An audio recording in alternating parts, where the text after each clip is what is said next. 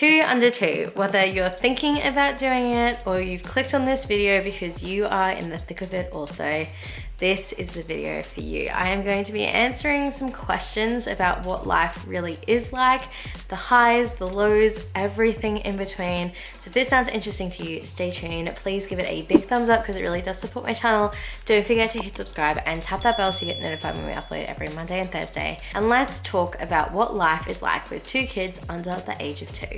If this is our first time meeting, thank you so much for clicking on today's video. My name is Beck and I'm a mum to 4. I have 2 girls who are 6 and 4, and then I have 2 boys who are under the age of 2. And my experience with 2 under 2 is probably a little bit different. I feel like when people have 2 under 2, it might be Bubs number 1 and 2, but mine are Bubs number 3 and 4, and that makes life really complicated. It also makes life seem like it's flying by. I can't believe that next week Edmund is going to be 6 months old, and then in 2 weeks Finneas is going to be 2 years old. And there's a part of me that is so genuinely proud that I've survived having 2 boys under the age of 2. And I feel like I've been really conscious about making deliberate choices to make sure that my mental health is good, that I'm being active and present in this challenging season, and making sure that I am trying to give my best to all of my kids, with 4 of them 6 and under. Our story begins with falling pregnant with Edmund when Finneas was only 9 months old, and we ended up giving birth to Edmund while Finneas was 17 months old because Edmund came a little bit earlier. It definitely has been interesting having 2 boys close in age, and I'm very thankful that Edmund is a boy because we didn't find out the gender for him at all. He was a surprise gender until delivery, and when I got to announce that he was a boy, I was in such disbelief. I just think it's absolute perfect that I've got the 2 boys so close in age. I know that they are going to grow up to be best friends and in the thick of it and just very mischievous, I'm sure. The first question is centered around routines. Do I have one? Have I gotten one? Like, how am I surviving with the 2 boys? To begin with, life with a newborn is pretty crazy because Eddie would just sleep, eat and poop. The only challenge was the fact that he would take roughly an hour to feed. He would do 20 minutes on each side, burping and changing and then going back down for a sleep. So that was a little bit challenging. And Finneas, while I was pregnant with Edmund, actually dropped down to 1 sleep, which is great when it was him and the 2 older girls because we could start going out and about. But he definitely gets to the afternoon and he is very tired and becomes dysregulated. And when that's also witching hour with a newborn baby and you're just sitting there nursing, and then you have a toddler who is just crying and having tantrums over everything, that was pretty challenging. But it's tricky when you start to juggle routines, and especially, yeah, there have been days where Eddie and Finn can't match their sleeps up, and that's really exhausting. Second question is, how much help have I received over the last 6 months of having 2 under 2, but 4 kids in total? And I get a lot of help from Michael. He is a very, very active dad, which is the whole reason why I even said to him that having 4 kids was doable for us, is because I know that we share a lot of stuff together, and Michael's really supportive because while I'm nursing Edmund, Michael's usually looking after the other 3 kids.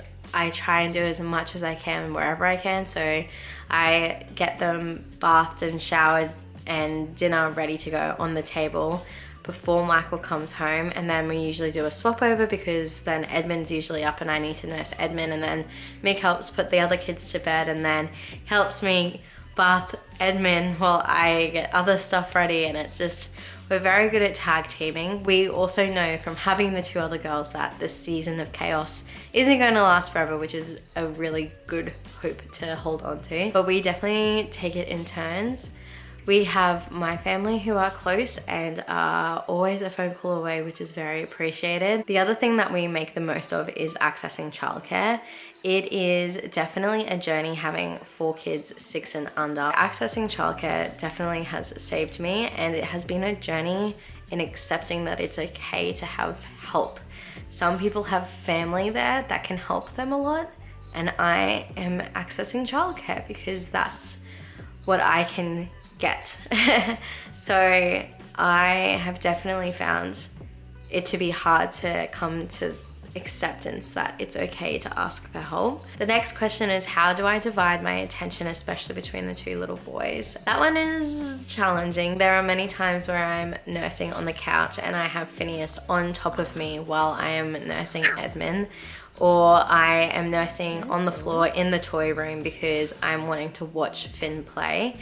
It's definitely not the conventional way of doing things, because when you just have one, or even if I had the 2-year age gap, they're just that little bit more independent and things are just that little bit easier. One thing that I've come to terms with is survival is fine, and that as long as they're happy, I'm happy, and everyone's safe, then that's definitely the key. I have found baby wearing to be super helpful because it keeps my hands free. And the other thing that I have very much utilized is having an electronic baby swing. I know that Edmund likes movement, always has from day dot, and I can't sit there in a rocking chair until he falls asleep.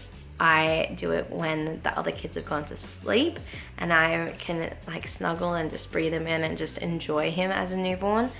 But sometimes there have been days where I do need to put him in the swing, knowing that he's safe there and that he'll nod off when he's ready.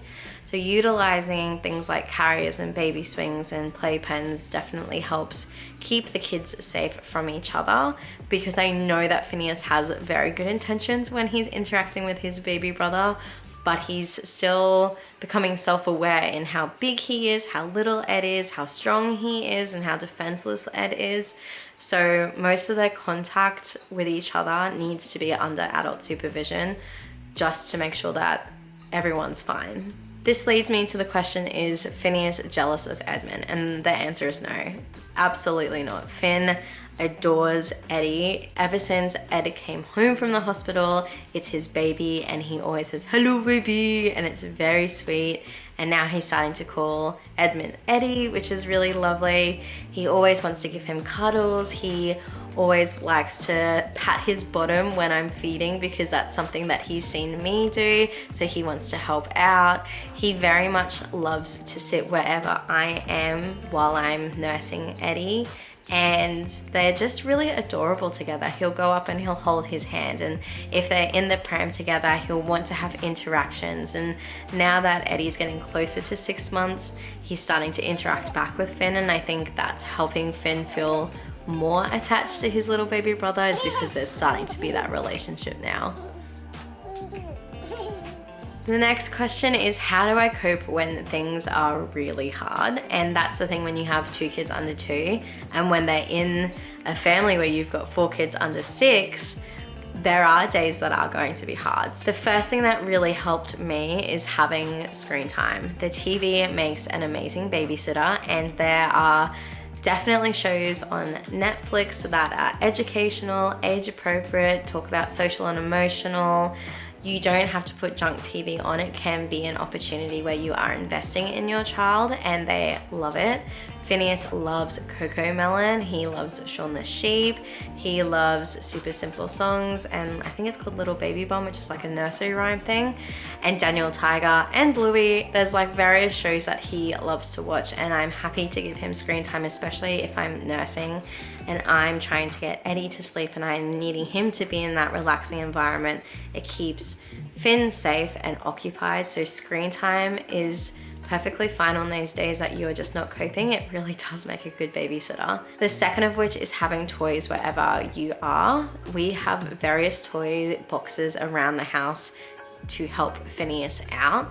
So if I'm looking after Edmund, there's a toy box here in the lounge room, there's a toy box in his bedroom, there's a toy box in the playroom. There are toys everywhere, and I find when Finn's hands are busy and his mind is active, he's less likely to have a tantrum or be all over top of me or accidentally hurt Edmund. So the third tip I would say if you're having a bad day is hop in the car and go for a drive. When your kids are in the car, they are safe, they've got their seatbelts on, or they're in their capsule. Go through a drive-through coffee shop or Macca's or whatever, pick something up for you. The great thing about having the minivan is I can throw the sound into the back speakers. So I have been able to put things on that the kids enjoy listening to, whether that be an audiobook or music. I also have earphones that block out excess sounds but allow voice or vocals to come through, which is really handy because it means that I'm not getting overwhelmed, say if Finn or Ed were crying. And the blessing is if they fall asleep in the car, just go on that scenic route, you know, make the most of just the quiet in the car and then come home. Sometimes when you're having those bad days, you really do need to get out and about, and the thought of getting 2 kids out into the pram and going through the shops and then people giving you those comments that you just don't want to hear can be really challenging. But going for a drive is something that's definitely doable. The kids don't even need to be wearing, you know, good clothes. They could be in their jammies with no shoes on because you're not going to be going anywhere, but at the same time you are going somewhere. The next question I had is, are we sleep training? I think when you do have 2 kids under 2, it really is about survival, and I don't care how they get sleep as long as they get sleep, because sleep time means me time. It means that I can sit down and film a video, edit a video, or watch some junk TV, or eat something, or do some exercise. Like, there are so many things that I like to do while my kids are sleeping, and that's why the ultimate goal is just sleep. However they get there, I am not going to put any pressure on myself. I really like this next question, and it's, how am I investing in our marriage? Because with 2 kids under 2 and 4 kids altogether, that's a lot of kids, and a lot of times that you are just really dog-tired, like you are exhausted to a new level. And I have made a video about 20 date ideas to do at home, and that's something that Mick and I sat down and brainstormed together, and it's something that we're making a conscious effort to do at least once a week, and we feel closer now than ever. The key is definitely to be intentional, because it's very easy to put your marriage to the side because you are just so exhausted, especially once the kids have gone down for their night's sleep, to just sit on the couch, binge watch TV, and just be distant. And you could be saying that's your downtime and you need that, but at the same time, you need to have time together. So if you haven't watched that video about 20 date ideas, stay tuned and I'll put it on the end screen. But it's definitely something that is worth watching, and I hope it inspires you to invest in your marriage as well. One thing I always get told when I'm out and about is, wow, you've got your hands full. And that leads to the question of, how do I get things done?